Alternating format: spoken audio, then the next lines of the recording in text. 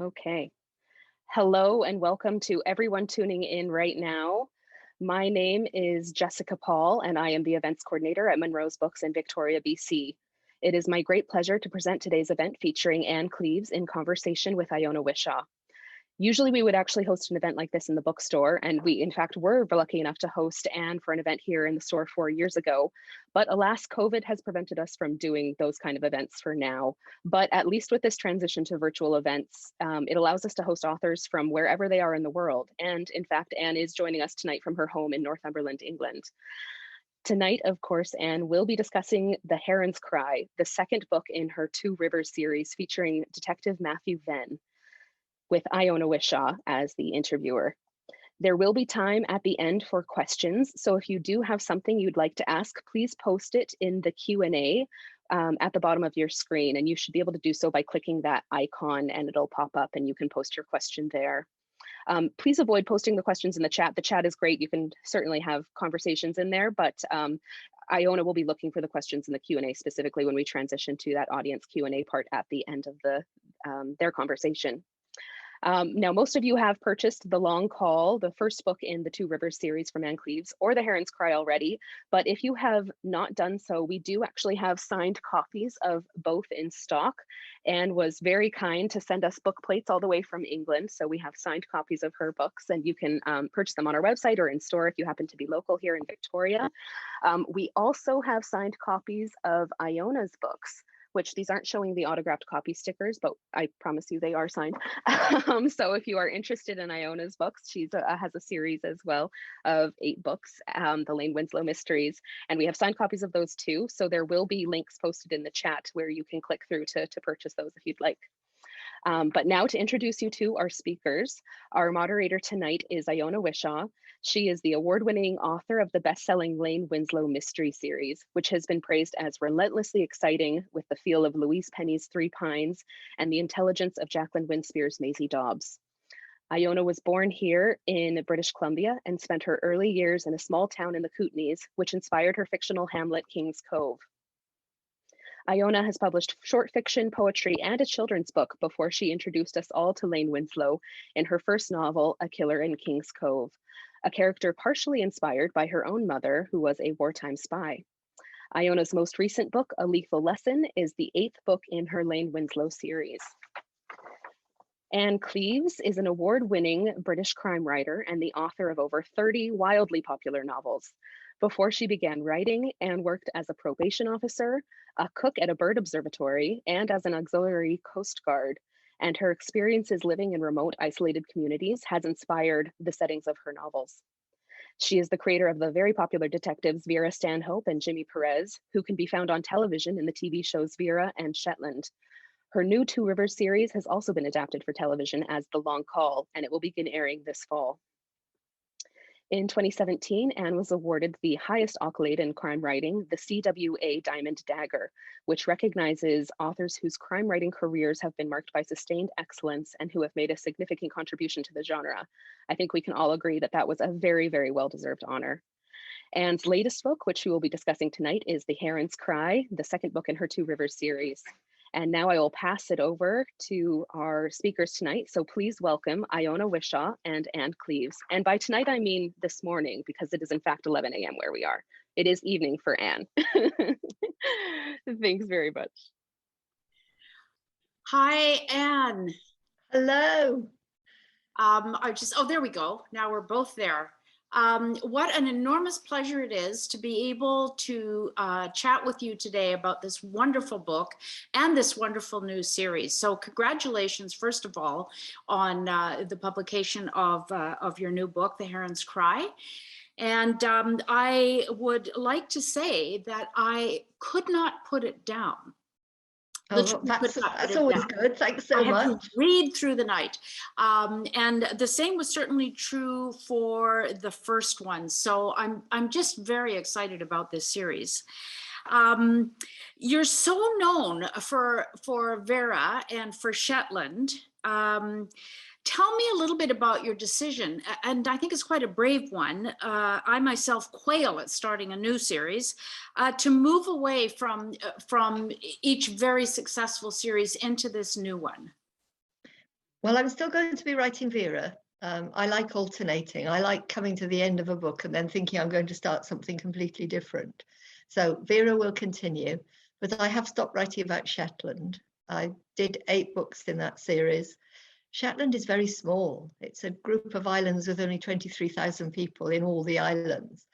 And I think I'd explored everything that I wanted to say about Shetland. I love it. I've known it for 40 years. I lived there for a bit. But really, it was time to finish. I wanted to stop writing before I got bored and before readers got bored, before I started repeating myself. So it was time to look for something new. And for me, because I always start with place, it was a time to start looking for somewhere new. And that happened really quite by chance. My husband died quite suddenly, and I wanted to run away. You don't know, it's just not from the memories, because they're still there, but I wanted to run away from other people's sympathy and for people wanting to talk about what had happened. So, and where I ran to was to North Devon on the southwest coast of England, because that's where I grew up, and I had a very good school friend and went and stopped with her. And just driving around and starting to talk to her made Matthew come alive for me, just in those conversations, because she'd grown up in a small, exclusive religious community, not at all cruel or unkind, but just very, very definite in their certainties and their faith. And just talking to her about what would happen if you lost your faith quite suddenly and publicly, that you would be unfellowshipped, and it would be very hard to maintain a relationship with your family and with your friends. And thinking that if that had happened to quite a sensitive guy in his late teens, just couldn't believe what everybody else believed, that joining the police service might be a way of recreating that sense of duty and honor and family and community. And it was starting with that idea, really, that brought Matthew Venn into being. And then, yeah. Sorry. Well, that's fascinating. So you really have a person who's undergone something like this, and you've been able to really get inside what that would be like for someone. I'd like to talk a little bit about that a little further on. I was interested, you mentioned you yourself grew up in North Devon. Yes. My father grew up there too, but I don't quite know where. You know, there's a very strong sense of place in the books. And I'm just wondering if you can talk a little bit about the people. Are there characteristics of people in North Devon that appear in your books that become part of what the story is? I suppose what I'm most interested in is writing about different communities who bump into each other. And North Devon is a place that pulls people down now because it's so beautiful. It's got the surfing, and it's got little very quaint villages, and it's just up a bit from Cornwall. So imagine what everybody knows about Cornwall, that's North Devon too. And that's quite interesting, isn't it? Because you get the rich people with their second homes, and you get the loud schoolboys who come to celebrate the end of exams by coming and surfing. But you also get people who drift in because they're a seasonal work, and they can get jobs as hotel porters and washing up. And you get those drifters who come, and then once the season's over, they're still there and they've got nowhere else to go. And in those faded seaside towns like Ilfracombe, there are the big houses which once had boarding houses for visitors. And now those have been turned into bail hostels or hostels for homeless people. So I love this idea of lots of people bumping into each other. I suppose the most authentic North Devonian in the piece is Morris, who's the father of Lucy Braddock, who's a woman with Down syndrome. And Morris is very North Devon. He calls her maid, which is what I noticed that men called their children. Yeah. Are you all right? Are you all right, maid? Yeah. And that's the North Devon that I remember, but it's got a bit upmarket since I lived there. Yes, and such a profusion of different types of people all in one place. I have to say, I found it remarkable how well you could get inside all of those different people as they're coming together, you know, clashing in some cases. You know, you show real perspicacity about what goes on inside people, and it comes through so strongly in the books. It's very wonderful. I think that's nosiness, though. Don't you think Oh. all writers are just curious? We just want to know what people are like, and I just love listening to people's stories. So Yeah. my research is sitting in a pub and listening. Or I was just going to say, do you sit in the pubs and cafes and just eavesdrop dreadfully? Eavesdrop. Yes. Yeah. My kids used to get so embarrassed because I would be able to tell them what, if we went out for a meal, what all the tables were talking about, because I'd just be listening. Splendid. Are they embarrassed now that you're a world famous author? No, but don't you think that this time of year is the best time of year for a writer? Because it's when people forget to draw their curtains and they leave their lights on. So you can walk down the street and you get these wonderful glimpses into other people's lives. Absolutely. That's true in my neighborhood, actually, too. It's quite fun to go for an evening stroll. And it's also a time when, even with COVID, you know, people are going indoors into cafes, you know, so that it's a bit easier to hear what's going on. Splendid time. The thing I notice in your stories, really, and this is true for the new series, is that the police work in this incredibly tight, almost claustrophobic community. I mean, you mentioned that, you know, Shetland has 26,000 people, and you must have run out of people to kill off, I would think, eventually. And everyone knows everyone else, and so many people are related to each other. What kind of dynamic does that create for the police work that your characters are engaged in?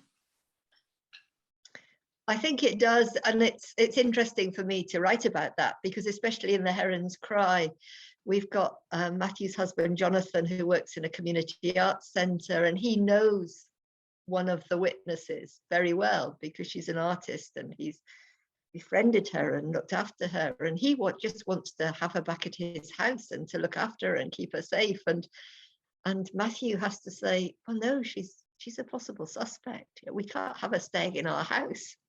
That's just not on. And there's this tension between the quite emotional and liberal, arty Jonathan and the much more restrained follower of rules, who is Matthew Venn. I think that is very interesting. And I was very struck by, I felt that Matthew almost had a wobble when he understood that Jonathan, quite blithely, and as you say, to help, wanted to have this person to come and stay so that he could support her and so on. And you could see Matthew, like, you know, his moment of being absolutely sure about what he has to do was suddenly not so clear, because he's emotionally connected to Jonathan, and you know, he may understand that impulse. He may feel how difficult it is to be angry about that situation. He may wonder about his relationship with Jonathan, and I don't feel these kinds of things are going to end. I suspect they're going to go on. Tell me a little bit about how he does handle those wobbles. You know, Sherlock Holmes, right? Emotion is the enemy of logic, and here Matthew, such a logical person on so many levels, is really confronted with this deep, meaty, naughty, emotional situation. Yeah, I think that what I loved writing about here was a happy marriage, and it's not a perfect marriage. And I think in every relationship, there has to be compromise and there has to be negotiation. And I think I want to explore that further. So, you know, we will see how they become reconciled, how they manage to marry the different personalities. And Jonathan has to understand something of Matthew's work, and Matthew has to understand that Jonathan's always going to be quite impulsive and quite emotional. I think that even in the first book, there's a scene where Matthew comes home from work and he's quite solitary, and he's not very good with other people unless it's in a work situation. And Jonathan's invited all these people around for dinner, and it's the last thing that Matthew wants, is to come home and have to be pleasant to people that he doesn't really know. And I think we've all been in that sort of situation if we're in relationships, that we like different things and we want to do different work in different ways. And so really I'm just exploring an ordinary marriage, and I'm quite enjoying doing that. They have a lovely relationship, to be sure. And I think it's not uncommon for someone very outgoing to marry someone who's a little more interior in their approach to the world, certainly. Can we go back to the whole business of Matthew's background with the brethren? You mentioned that he leaves his community. He's a little bit at sixes and sevens, and he joins the police because there's some sense of order there. I think it's order that he's after, because when he leaves the brethren, suddenly everything seems so chaotic. He had these certainties, he had fixed ideas in his head and these beliefs that his parents thought he was going to be the next great preacher, and suddenly all that is gone and all he's got is chaos. And so joining the police gives him that sense of order, of rules, of knowing that there is some sense of justice in the end. I think that's absolutely true, and I think it might even go a little deeper too, in terms of his deeply imbibed sense of ethics and of right and wrong. And I just, it must be difficult for him to come into a society, even a police society, his colleagues at work, where their sense of ethics and right and wrong may never be as strong as his are. I'm just wondering how that is for him, how he negotiates that, because I think he has a very strong sense of righteousness. I think so, and I think it's Jonathan's influence which is softening him a bit. So he probably hates the fact that Jen, his sergeant, is quite promiscuous, drinks too much, is out on the raz, is trying to recreate a youth that she didn't really have, but he tries desperately to stick up for her, to be there for her, not to judge her. And so I think there is that quite ambiguous relationship with his team. Yes, that's interesting. And if we can talk about Jen for just a minute, she also is confronted in this book by the problem of a suspect and a friendship. And how she's going to negotiate that as well. She describes this woman as her very best friend. And it's interesting because Jen is a Scouser and she comes from where she comes from. And this friend is kind of, a different class of person altogether in terms of where. Oh yes, we're very obsessed with class in the UK, I think, but we always write about it. But it's so influential here. So yes, Cynthia is educated, she has money, she lives in a big house, but still, and she's a magistrate.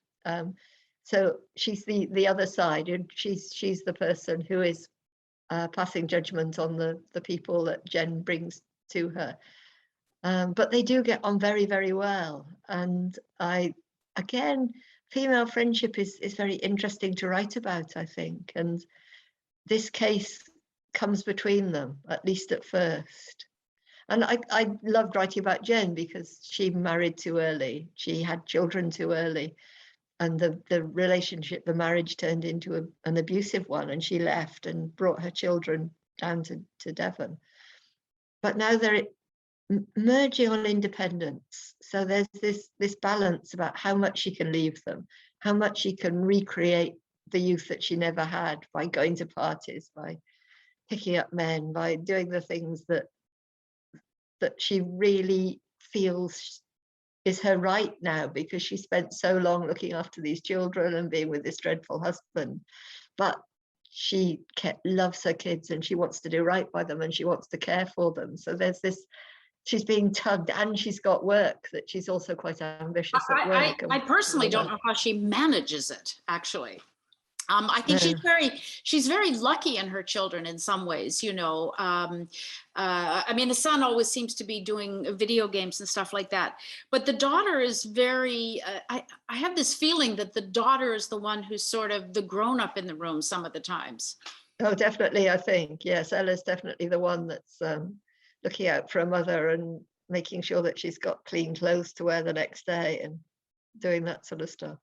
But there is a real friendship and a real connection there too. Yeah, it's very nice to come upon a character when her children are that age, I think, because you can, it's fun to read about that. And I try not to worry too much about what her single mothering was like up until she, you know, the children arrived. I think she was probably very good when the children were younger, but now she thinks it's her time. She can see, she's in her late 30s, she can see time passing and she wants to grab it while she's still relatively young. But I think one of the reasons for that is that she was very much a devoted mother who cared for them and looked after them and was there for them.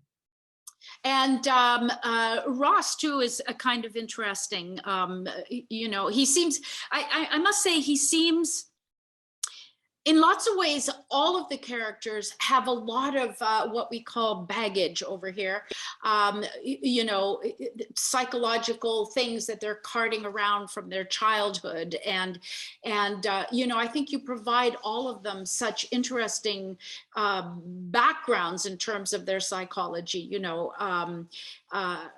And Ross seems to me to be someone who's has a very unexamined personal life. Like, you know, he's very kind of self-centered and doesn't seem to really know what's going on with his wife, and he's frightened about what's, you know, he's just very interesting that way, and he's ambitious. He's very young, I think. He's very young, and he's still living in the town where he grew up. What he wants is security. What he wants is the nice house on the executive estate and a car, and he wants to know that he can look after his wife. And I think there's all that going on too, that he's desperate for some sort of security. Well, he's to also conform. He's very secure with his own capabilities. I mean, I think he thinks he's slightly better than he actually is. He actually is, but that's a very much a young, confident kind of person, I think. Yeah, I think so. I said earlier that your characters are, maybe I didn't say this earlier, let me say it now.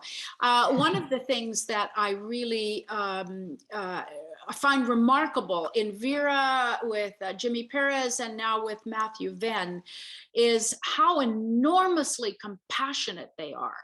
And, you know, in real life, we don't always see or find that our policemen are so compassionate, but these people manage to maintain a lot of compassion in the face of very, you know, very violent, difficult crimes. And I just wonder if you could talk about the role of that compassion in the kind of policing that, you know, a Matthew Venn does. Yeah, I think partly it's the books that I've read. So I love Simenon's Maigret stories. Yes. And Simenon says about Maigret that he knows that his role is to understand, not to judge. And so I think Matthew has come, and the others probably have come through that. But also it is a kind of reality, because our police officers, because of austerity, because of cuts to public services and mental health services, if you talk to a cop now, a lot of their time is spent actually trying to recover a kid who's run away from care, or someone with mental health issues, and trying to find them a place of safety. And they're almost like our second social service these days, police officers. And I'm interested, I like writing about kindness, and what I love about Actually, the TV adaptations, why I think they're so strong is because they show tough cops, and they show tough cops who are dogged and with a great sense of justice, but they also show police officers who are kind. And I love that. Because of course our police officers don't carry guns routinely. So Still. they need to be able to, no, still, they don't. God, that's splendid. Yeah, so they do have to talk their way out of situations rather than to go in heavy-handed, and they certainly do that too. You know, I'm not saying that they're all saints. Our police officers, I'm sure, have problems and bad apples just as other police services do. But we call it the police service, not the police force. Yeah, that's a very interesting distinction, isn't it? Yeah, I think so. Are they trained, sorry, I'm just digressing momentarily. Are they trained in order to do these kinds of you know, emergency situations with people? I think I'm not sure, but I think a lot of it is just common sense, humanity, and trying to get things done, and knowing the people on their patch that are going to cause trouble. And so yeah, I think they have such a difficult job, because they're scooping up all the mess that gets left behind, as well as doing the murders, the homicides, the burglaries. Yeah, and they must have all kinds of PTSD type issues, I would think, with some of the things they have to face. I think humor is what often gets them through. Yeah.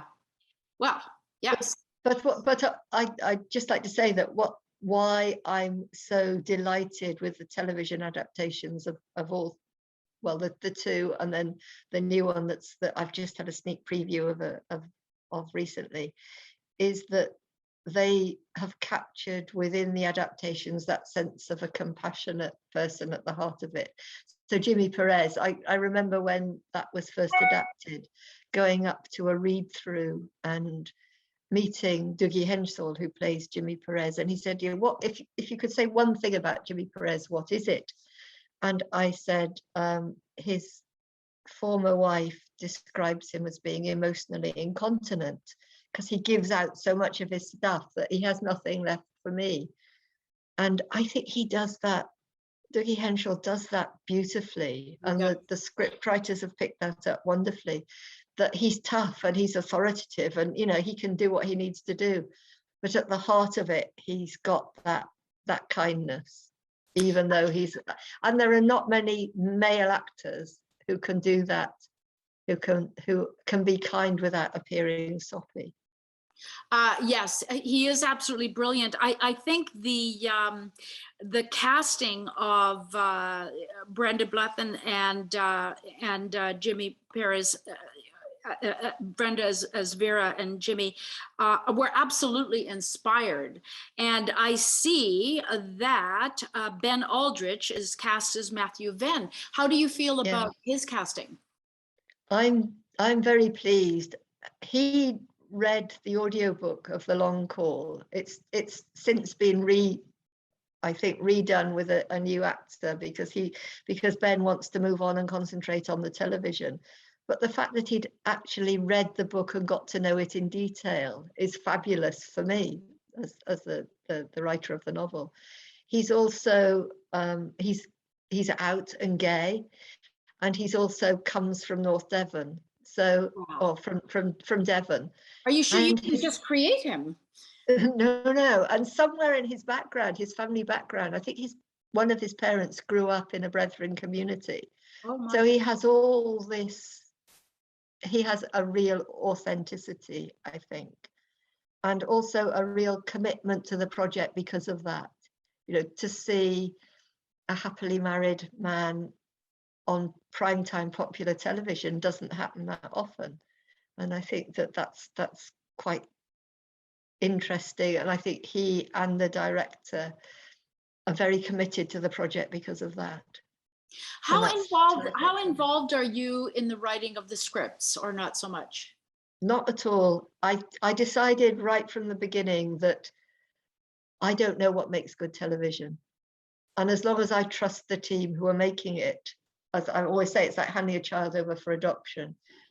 you don't do it lightly, but once you've done it, you don't have a right to meddle. And I believe that really strongly, that I wrote the books, but the creative people who are making the TV show have a very clear vision about what they want to achieve.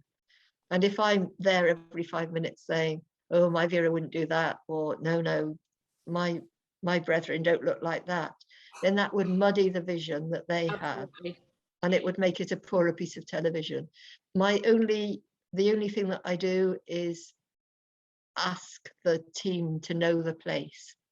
So when Vera started, I drove the script writer and the producer all around Northumberland to make sure that they had a sense of the place that they were writing about, because we know that people grow out of the place where they lived.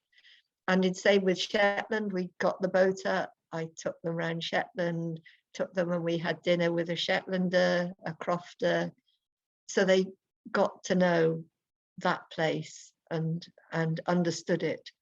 And the same with the Two Rivers series, that my friend, actually I couldn't do it, but my friend took the scriptwriter and the executive producers around. Well, you know, certainly one of the distinguishing characteristics of both of those previous shows, and Vera still going on, are the— And Shetland is still going to be on television. Right. Without you. I've stopped. Yes, that's right. That's it. I've stopped writing them, but they're doing their own thing with original stories, on, which is fabulous. Well, yeah. I think a reason for that really has to be that incredibly strong sense of place that comes through on the series. You know, I think once you're anchored to that, you would just keep writing. I understand why they've continued with the program. Now, mind you, I think for Shetlandese, but I think I'm just very fortunate because it's expensive, you know, to take a whole cast and crew up to Shetland and put them up there, and just getting all the kit up on the ferry. It's not an easy thing to do. No. But right from the start, the team were committed to doing that. And I think the cinematography on both shows is fabulous. And that's, again, down to a production team that understands that place matters to the books and that characters and stories grow out of place, because a lot of the time the stories couldn't work anywhere else. They could only work in those specific locations. Absolutely. I think your books really are distinguished for that sense of place and what you've just described as the stories coming out of the place. I think that's marvelous. I just want to invite the audience to begin thinking about questions that you might ask, and maybe start to put them into the chat while we carry on for a few more minutes. I'm not at all surprised that your books adapted to television so well, because your writing has a very, very strong visual quality. And there's very clean movement from scene to scene. And, you know, you don't baby your readers with a lot of explaining. You just get them to the next bit. And I sort of associate that with a sense of how television moves, you know. I guess so, yeah. I think that we need to leave gaps for the reader to bring their own imagination. As you say, I dislike authors who tell me everything. Just give me a small detail, and then I'll get the character. Yes, and don't explain anything, just show me a little bit. Yeah, and it's for us to decide what the small detail is that might bring somebody to life. It might be that they're obsessive, so they just have half a teaspoonful of sugar in their coffee and always just that. But there's usually some way of bringing a character to life without a huge length of description. And it's the same with place, really. Although people say I've got a very strong sense of place, I don't go in for pages and pages of description. No, that's right. It's more about the person. It's about the person within the context. So it's how the people fit into that landscape and that place that's important. I think of it as scenes, really. You know, you build a little scene and everything that has to be in that scene is there. You know, the house, the place, the beach, the wind. It's all Yeah. there. And you really don't have to do any more. You don't have to explain. And I think that's No, why I your think that's books right. are, I think, so strong. I did wonder, but I bet you're going to say no, but I did wonder whether, you know, your relationship to the books going to television has in any way affected how you write them. I think I hear Brenda's voice when I write dialogue now, because she does it so well. Those witty put downs, you know, she's so Yeah, yeah. strong. And so there are times when I'll write a line and I'll think, I hope the script writer keeps that in, because Bren's going to love saying that. Yeah. You know, when I'm watching the read through, there's a sparkle in her eye when there's something particularly funny or witty that she says. But she's really, it's like having a representative on set, having her there, because she's so protective of that character. And her Vera is my Vera. She reads every book as soon as it comes out, even if it's not being adapted. And she talks about going back to the source material, doing her research. And so she might say, if there's a new script writer, no, actually Vera wouldn't say that. That isn't what she'd say. And it's always what my Vera would feel too. So we really feel as if it's our Vera at this point. See, that's a wonderful kind of synergy, that someone whose books are not being adapted for television would never have. I'm very interested in that relationship between yourself, your books, the actors, the programs. It seems like they feed off each other. And I think I'm just very fortunate because it's the same production team that makes all three. And so they trust me, they trust my stories, I think, and that they think that I can create the characters. And I trust them if they need to make changes, which of course you do, you know, even in a 2-hour show like Vera, you have to cut plot lines. I honestly don't mind if they change the murderer, if it fits in with the way that they've written the script, as long as the essence of the book, the theme of the book is still there. So I think we get on very well because I don't meddle. So I am invited to the cast and crew screening. I'm invited sometimes to wrap parties. I'm invited on set because they know that I'm not going to interfere with their creative work. That's fantastic. Do you get to wear a fabulous gown and drink champagne? No, but I will go to this little cinema in a hotel in Soho in London and watch on the big screen the first episode with the cast and crew, which is lovely. And with Vera, because we're on series 11 now with Vera, I know the crew, you know, and because it is like a family, because they all come to the Northeast. Brenda takes an apartment here for the whole 6 months that they're filming. With COVID, she and her sidekick, Aidan, who's played by the actor Kenny Doughty, they've been in a bubble together. They've been so strictly separate from everyone. So they're like, it's like mother and son, you know, they're very, very fond of each other. So, and it's the props guy, I think, who's been on every single shoot. And he said to me one day, oh, I love working on Vera. It's like a big, happy family. And he nodded towards Brenda, and she's the matriarch. So that it really is, it's a lovely atmosphere on the shoot. So it is, and when they come back to film, the whole of the region, when they came back in the autumn, because we'd had the shutdown and the lockdown and it had been so grim.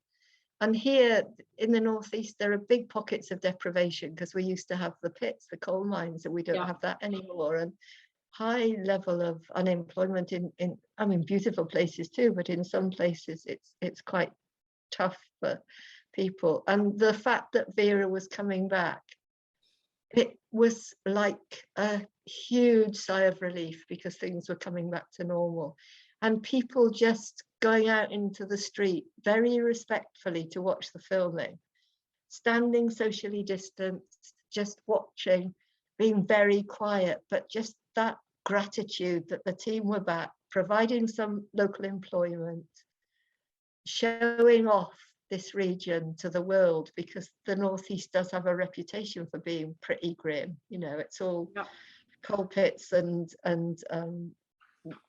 empty shipyards. But somebody once said to me, "Oh, I do love Vera on the telly," she said. "It shows we've got posh houses." So it shows that there are nice places too. Yeah. And so the affection for the show here is unbelievable. That's absolutely wonderful. What a wonderful contribution that you have made, really. Well, it's the team. I mean, about that. But it's, yeah, I do. And it's the team. I think they employ something like 1,200 extras through the course of a series. Wow. So that's 1,200 people who are making a bit of money. Yeah. God, that's fantastic. Can I ask a question that's a little more of an origin question, and then in a couple of minutes we'll go to questions. Yeah. What made you, way back when, choose a life of crime? Not being any good at plotting. I thought I was going to be a writer work of great literary work of fiction. And I am, as you said, I think I'm quite good at creating characters. It's one of the things that I'm quite good at.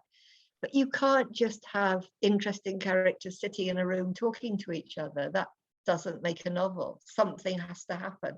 And I couldn't work out what was going to happen until one of them died. Killed one of them off, I was up and away.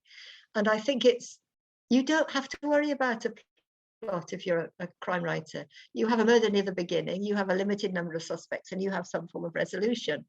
And you can subvert those rules and you can play with them. And they're, obviously it's a bit more complicated than that. But it means I don't have to worry about plot.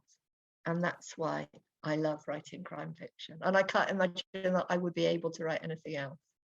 I'm with you there, and I do agree with you. I think what's so compelling about your books, and I was just thinking about how quickly I took to Matthew Venn. There's always a little bit of reluctance, I think, in the reader, but I love Vera, I love Jimmy. How am I going to take to this new guy? And it took really no time at all to warm right up to him. And I think that's about how you do characters. You do write characters very well. And I must say, somewhat relieved to hear that you're not all that concerned about being a good plotter, because that seems to be a big discussion all the time, about whether people plot or they just have things happen to their characters and have them interact. And I think that's where the richness of the books is. Well, I think when you're introducing a new character to readers, it's a bit like when you're 16 and you take a new boyfriend home to your parents and you're not quite sure whether they're going to like him or not. And I was so nervous when the first book came out that people wouldn't take to him. So it was a great relief when they did. Yeah, it certainly was. Well, that is fantastic. And I think we're just about ready to hear some questions from the audience. So let me go in there. This comes from Richard, and there is a sense of loneliness in Shetland and Devon that is easier to represent in film than words. How important is geography to your writing, and are you writing primarily about these places or the characters? So we've covered some of that. You see, I think that the characters, I don't think setting is just a pretty backdrop to the action.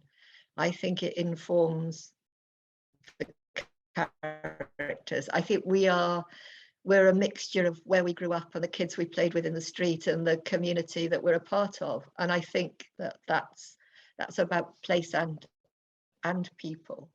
My daughter is an academic. She's a human geographer. And I think that's what I do. She looks at people in the context of their community and the landscape. And I think that's what I'm most interested in, is doing that. And so I think people can be lonely anywhere. They can be lonely in cities, or they can be lonely in somewhere like Shetland, where probably everybody knows the secrets, but people don't want to talk about them, because if you live that close to people, you need some privacy and you need some space. And that comes out of the place, but it's also about the characters that you're creating. That's very interesting how that comes out of the place. Joan would like to know who you are reading right now. I have just finished a book called Opal Country by an Australian writer called Chris Hammer, And his first book was called Scrublands, and you might have read that because it was a huge hit here in the UK. Anyway, it was on all sorts of shortlists for awards. And if you like Jane Harper's The Dry, he's quite similar in that he writes very strongly about place, about the outback. He's probably got sort of stronger male characters. And I love this book. It was about opal mining in the outback, but he introduces a new series character called Ivan Lecic. And yeah, really, really great. I would really recommend it. I don't think it's out quite yet. I got sent to proof. Oh, well, we will watch for it, I'm sure. As a reader, once I have watched, and this is from Janet, once I have watched an adaptation of a book, it is really impossible for me to go back and imagine the characters as I imagined them when I first read.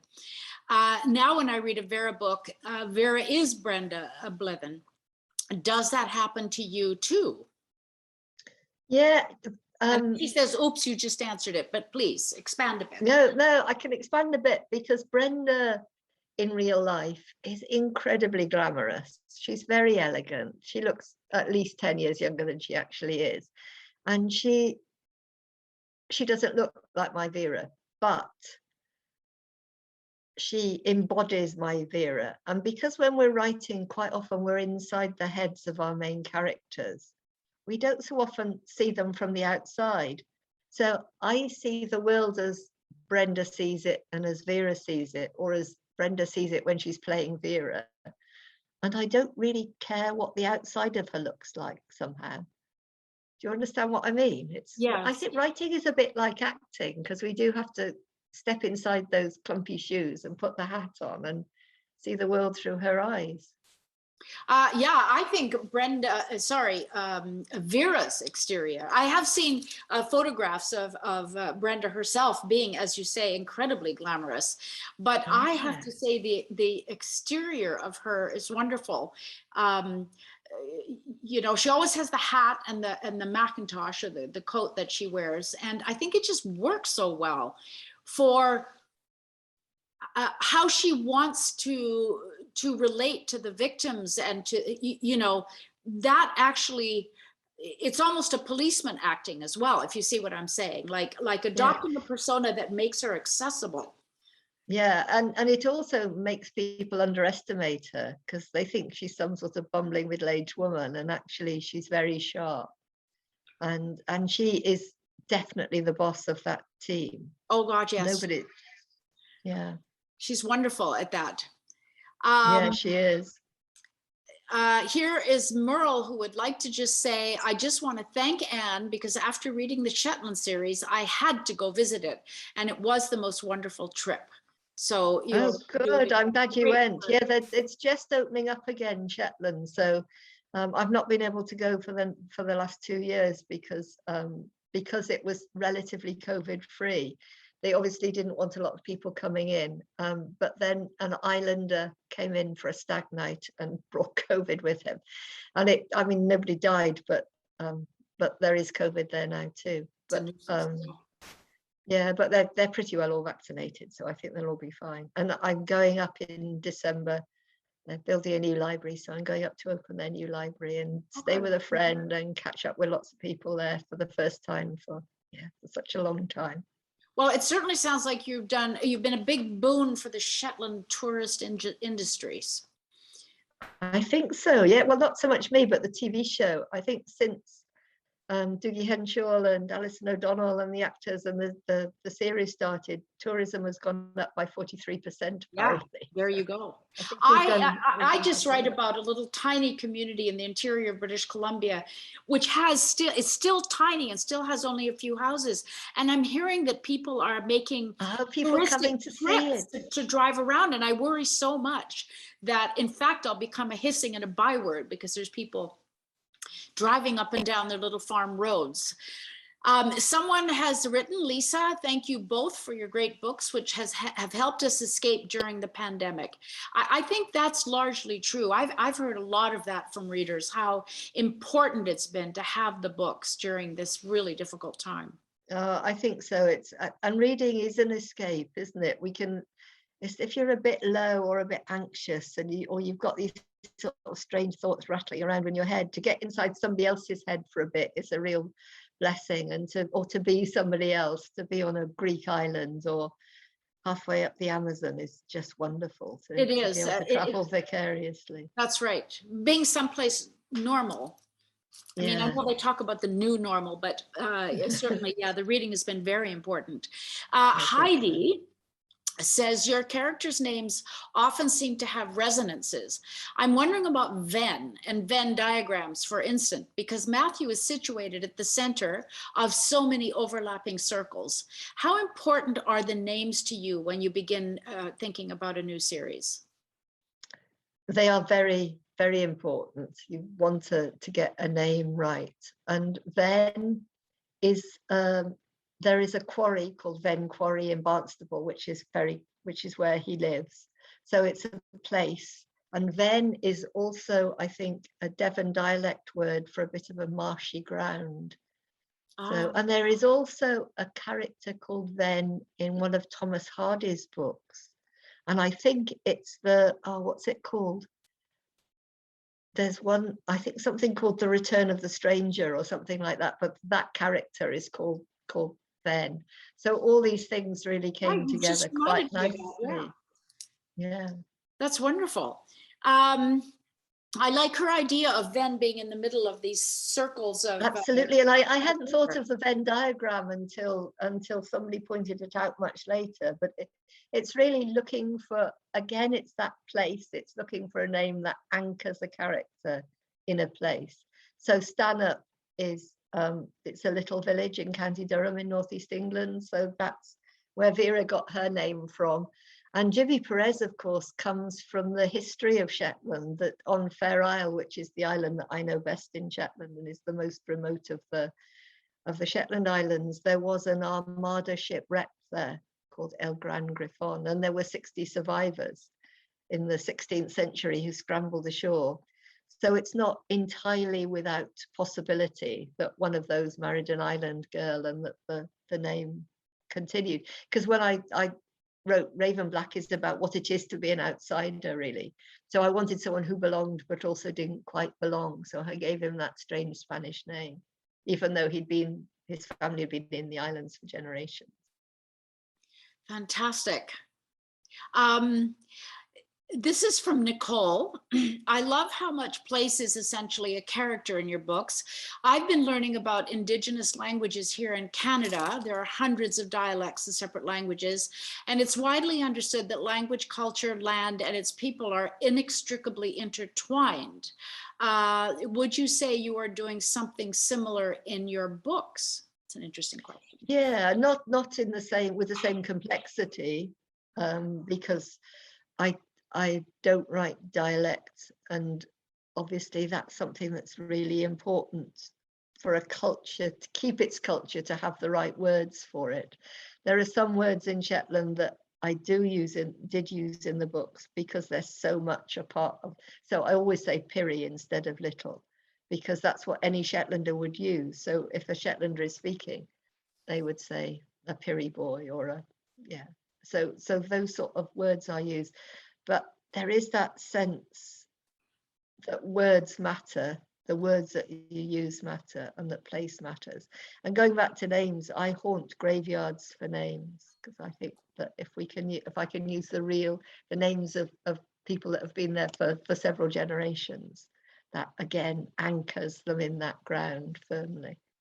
It does, actually. That's I think an interesting distinction in some ways for writing from places in America, because the names are from everywhere. If you're one of our graveyards, you'd find names from everywhere and not so anchored in that place. That's very interesting. Nicole says, here, Lisa, so that was something Lisa asked earlier. Both you and Iona and you, and bless you. So we've been blessed, which is very nice. That's very lovely. Thank you very much. Ditto.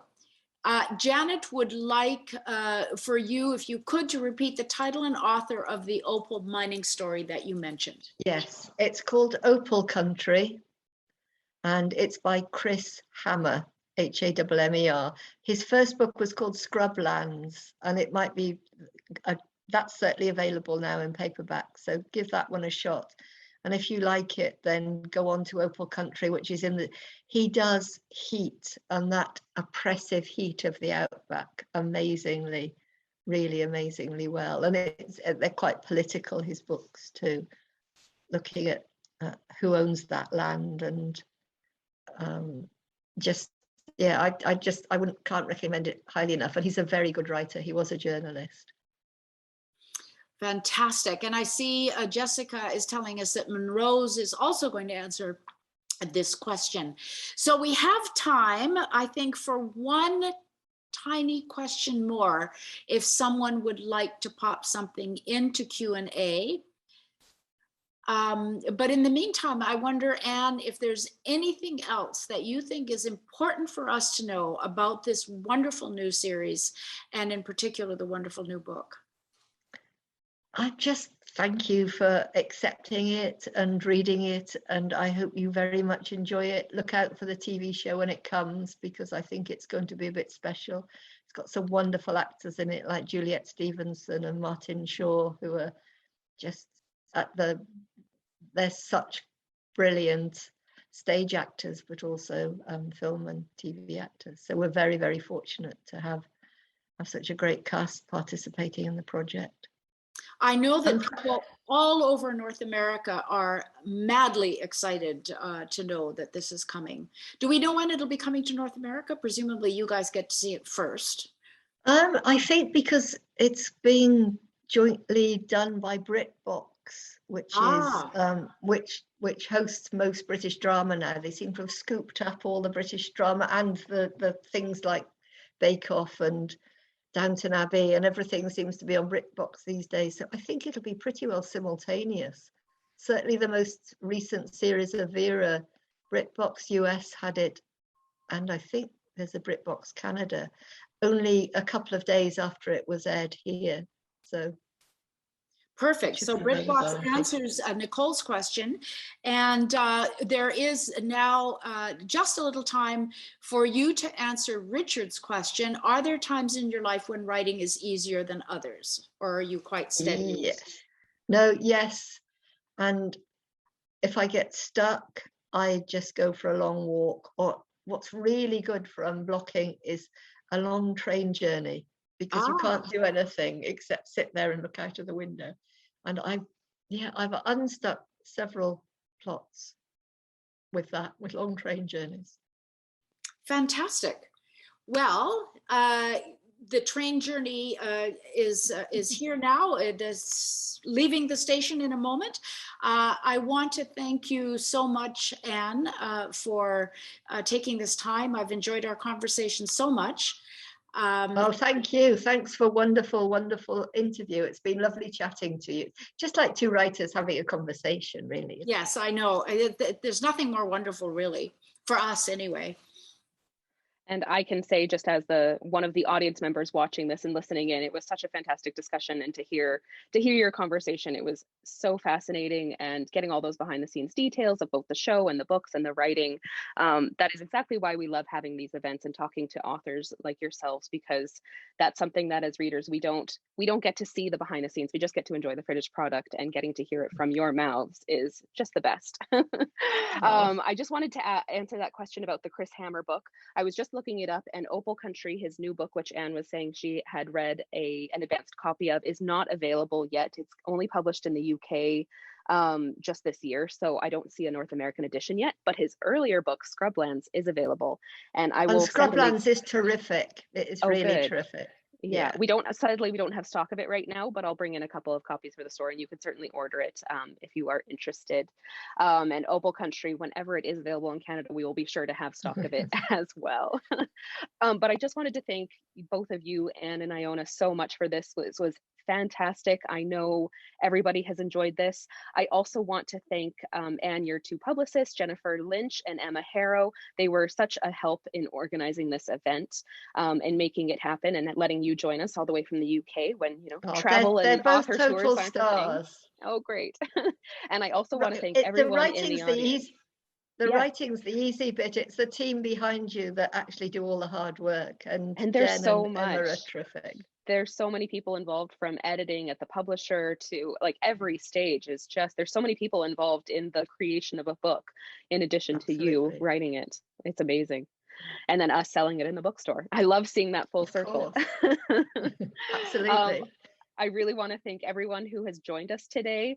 I know there's a lot going on in people's lives, and we've done so much in the last 1.5 or 2 years on Zoom that people are sometimes screened out. So it's really special that you've chosen to join us today. I also want to mention that this event has been recorded, and we will be sending it out to everyone who registered. So if you missed part of it or had to leave early or anything, we will be sending it out to everyone to enjoy again. There's also the question from Nicole Moen had reminded me that I meant to add to do a territory acknowledgement. That's something that we really like to do for Indigenous peoples in Canada, and I forgot to do that at the beginning. My sincere apologies.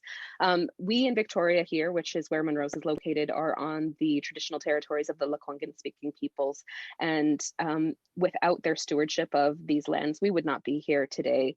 And we really respect everything that they've done to make the lands what they are. I'm not sure, Iona, what traditional territories you are, and I guess I'm not sure how that works in Britain, I'm afraid. But I do want to acknowledge the Indigenous peoples whose land that we do live and work and play on here in Victoria. I can acknowledge the Musqueam, Tsleil-Waututh, and Squamish nations, which is where I'm located. Okay. Well, thank you so much. Again, these were wonderful questions. Everyone who contributed questions in the Q&A, that was fantastic. I wish we could have these events go on just endlessly. I never want them to stop because they're so fascinating and I love all the questions that come in. But sadly, we do actually have to end it. But hopefully for perhaps Anne's next book, we can welcome her, if not in store, then virtually again. I can't wait to come and visit properly. I hope to meet you personally, Anne, one day. Something. I hope so. Definitely. If Anne comes, we will have you here, Iona. No doubt. Thank you. Thanks so much. And thanks to all enjoy the your evening. Yes. And I hope everyone enjoys the rest of their day on this not quite glorious Saturday. It's going to rain here. But thanks again for tuning in and take care. Thank you. Thank you. Bye. Bye-bye. Bye.